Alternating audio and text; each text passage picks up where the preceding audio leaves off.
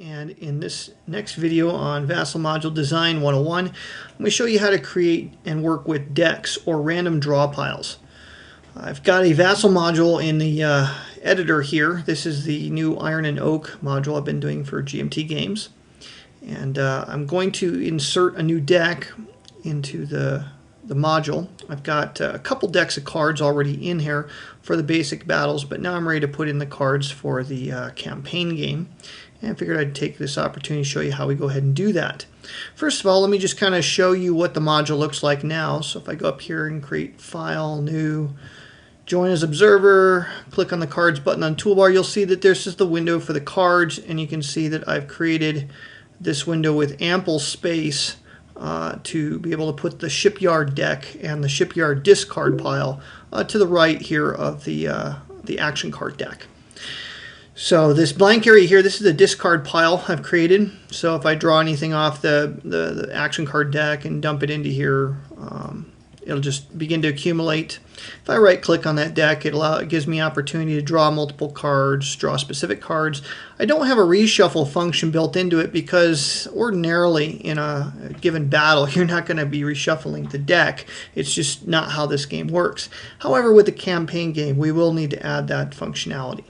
So that's what we have at the present. So with that intro, let's go ahead and look at how to do this.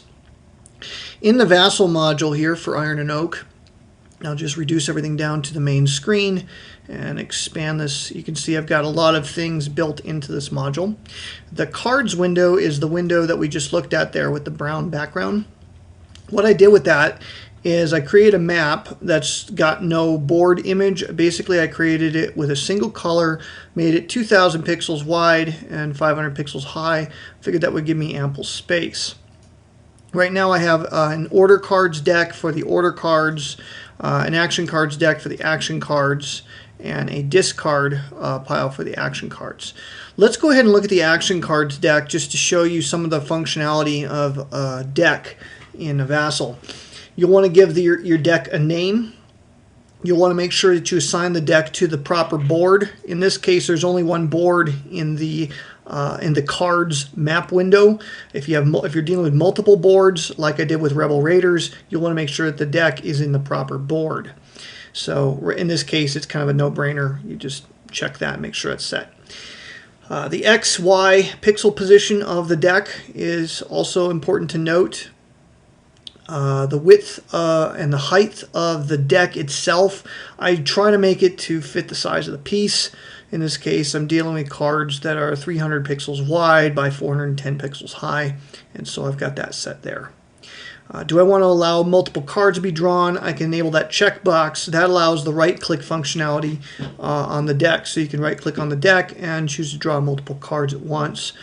Do you want to allow specific cards to be drawn? Sometimes you want to do that. I usually won't do that in a deck unless there's a compelling reason why you need to draw a particular card out of the deck. The contents are face down. You want that enabled to always. There's always, never, and via right-click menu. I have it set to always because this is the draw pile. It'll be set to never on the discard pile.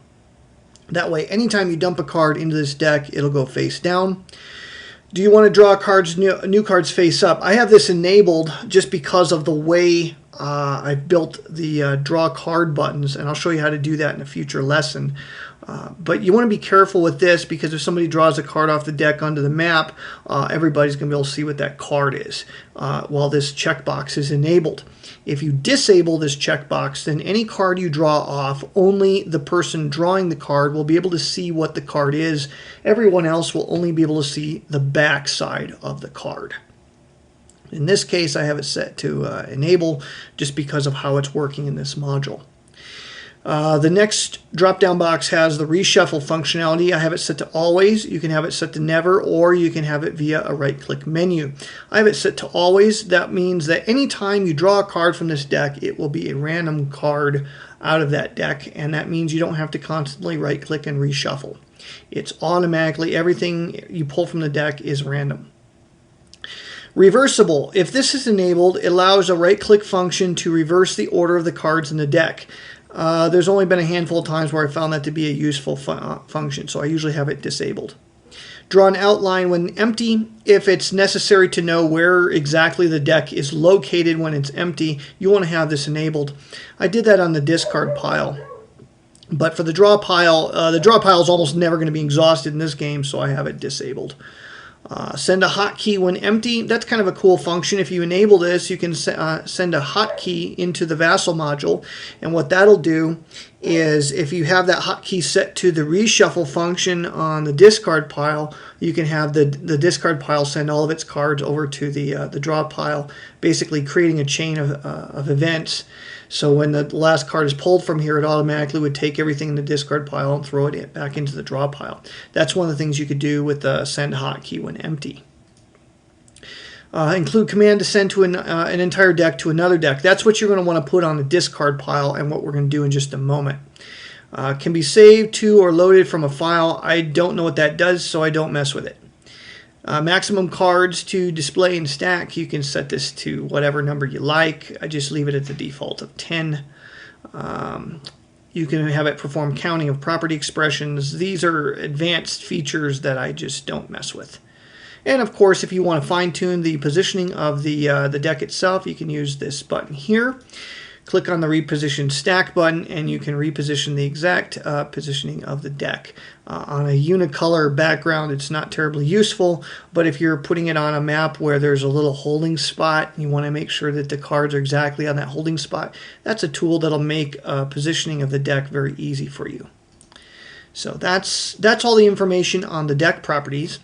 To add the reshuffle functionality to the discard pile, what we'll do is we'll just double click on the discard deck and you'll see that I've enabled it to allow multiple cards, specific cards to be drawn. Contents are never face down. The reshuffle is set to never. Draw outline when empty is enabled on that. And now we want to include command to send entire deck to another deck. As soon as we check that, little pop-up text will appear and we'll add what we want to appear in the right-click menu. I'm just going to put reshuffle action cards.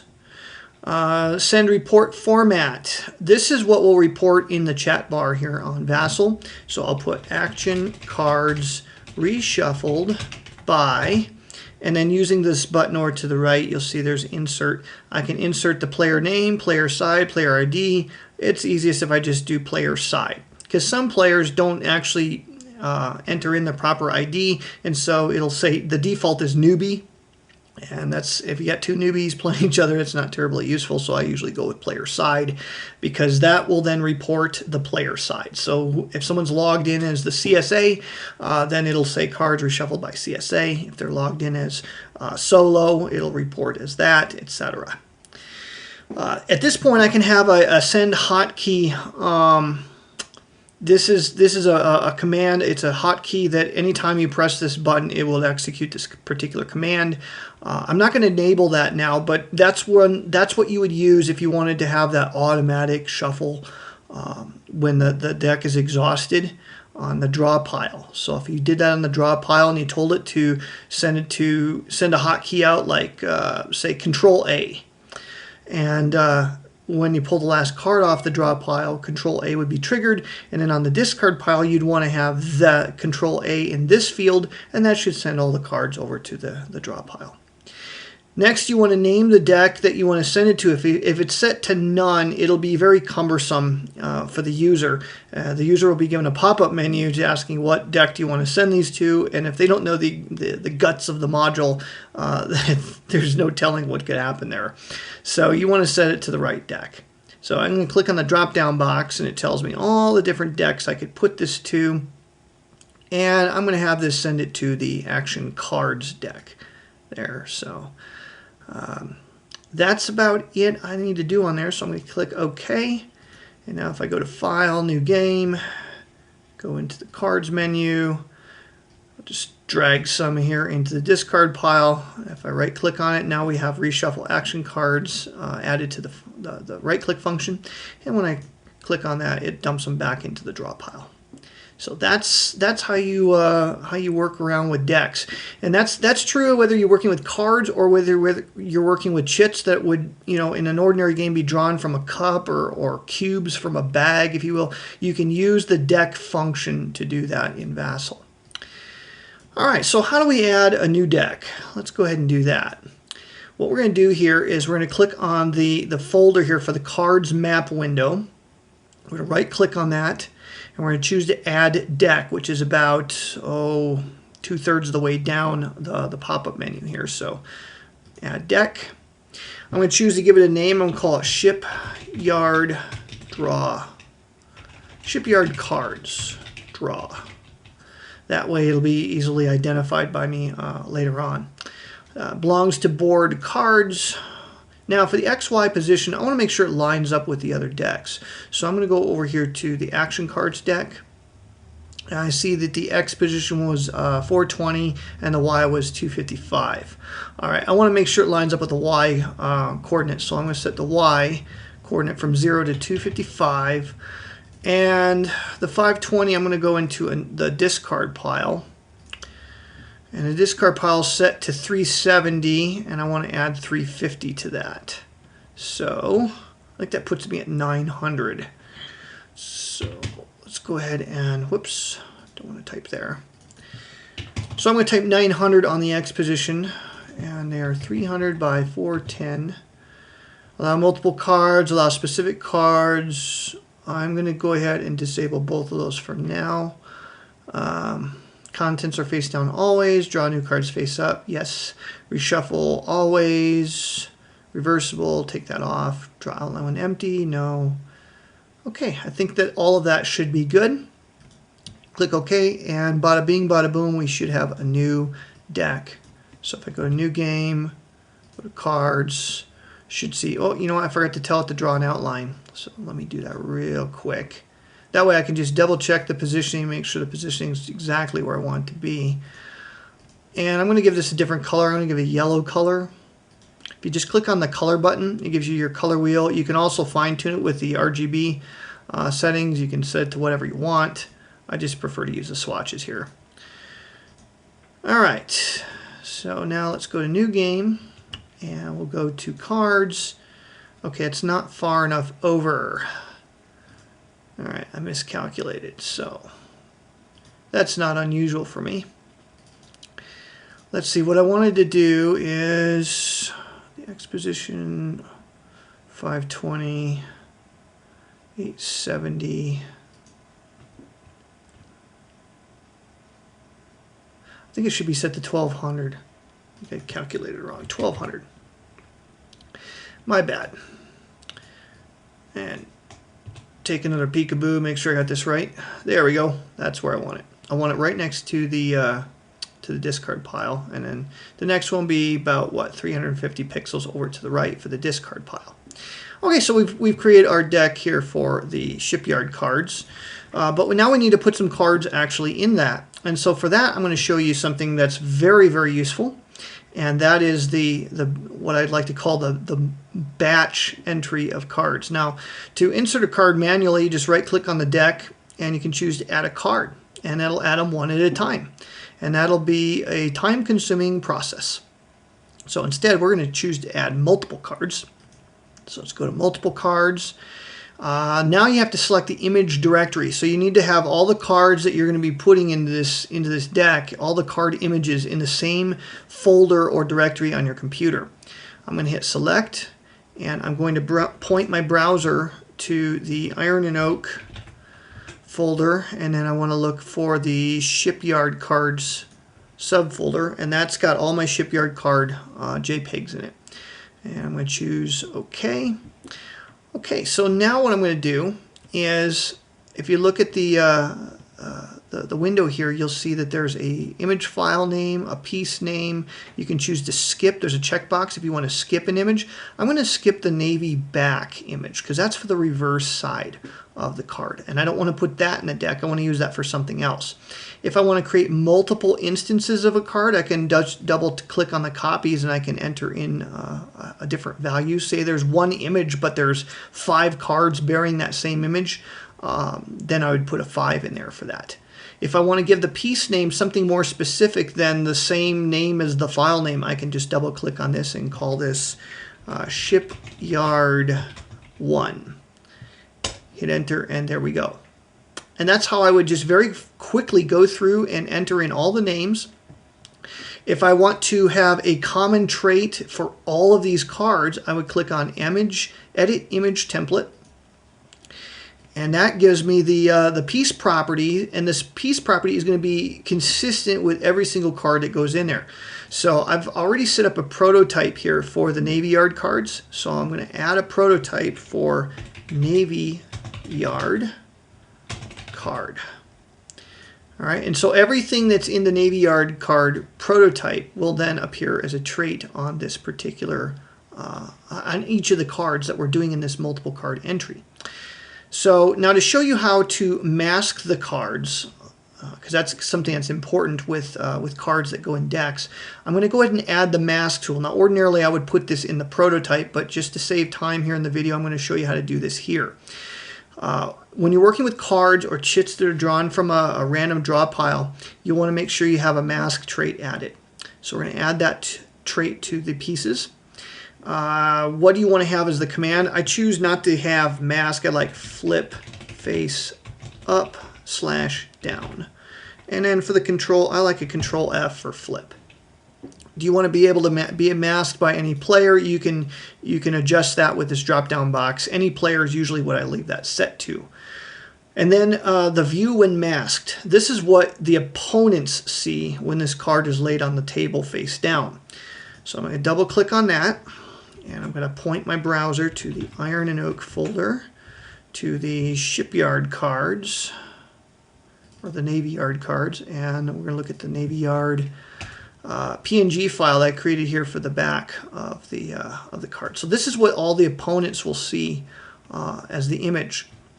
Now for everyone else, you can have it set as an inset, or you can do what I call background. And so what background will do is it'll put the actual content of the card as an image on the inside, and then like a ghost of the back of the card around the back side. And I'll show you what I mean by that in just a moment. Something else you can do is you can actually use an image, and I do this on a lot of my modules, is I'll create a PNG file that is the same dimensions as the back of the card image. So I'd create one that's 300 by 410, and then I would make it semi-transparent, either like a 50% transparency of black with the word hidden embossed across it. I would create that using GIMP or something like that, and I could use this to actually add that image. But I'm saving time here, and sometimes it's not necessary to go that route. So I'm going to use the background tool and click OK. Hit save, and now all of these cards here, when I click the OK button here, they're going to be put in that deck with all of those traits. So I'm going to click OK. Confirm the load. This will load 16 pieces into the component. There's no undo for this. It just gives you a warning, and so I'm just going to click yes. And bada bing, bada boom, there we go. 16 cards put into our deck. And that's pretty much everything you need to know about how to create decks. One of the things you'll want to do with cards, I just went into the properties of one of these card images. And one of the things you want to do is you want to make sure you have a send to deck or return to deck trait added to it. And again, you do this inside the prototype, but to save time here, I'll show you how to do it on just this one card. And that'll be, you click on return to deck, choose to add it. You can change the menu text to say something like discard, and I changed the keyboard command to a control D for discard. You want to disable the choose destination deck at game time, because that's really a clumsy way to do a discard. And instead you'll hit select deck, and then you got to go through the menu here and find what deck you're going to put it into. So in the cards menu, I haven't created a discard pile here for the Shipyard cards or the Navy Yard cards. I suppose I should change the name of that to Navy Yards. So actually I could point it to the action card discard, hit OK. Just pretend like that was the Navy Yard discard pile. Hit OK there, and now whenever you do Control D on that card, it'll send it to the discard pile. And again, the mask and return to deck traits, they really ought to go into the prototype. That's just a really smart time-saving measure to use when you're working with decks. So that's how you work with decks. The same would be true of drawing random chits out of a cup. The only difference is that instead of a cup, you're going to be putting a deck in VASSAL. And just there's no way to change the right-click terminology when it says draw multiple cards. I know sometimes you're just drawing chits or counters out. VASSAL's going to say cards. I know of no way to change that text, but the effect should be the same that you want. So that's VASSAL 101 for you there, and how to create decks and how to enter multiple pieces at one time. You can also use that multiple piece entry in any @start stacks that you create on the map. It's a huge time-saving measure, so that's something that's new in VASSAL 3.2, and I find it to be very, very helpful. So I'm Joel Toppin. Hopefully you found this helpful, and stay tuned. We'll be adding some more videos as we move along.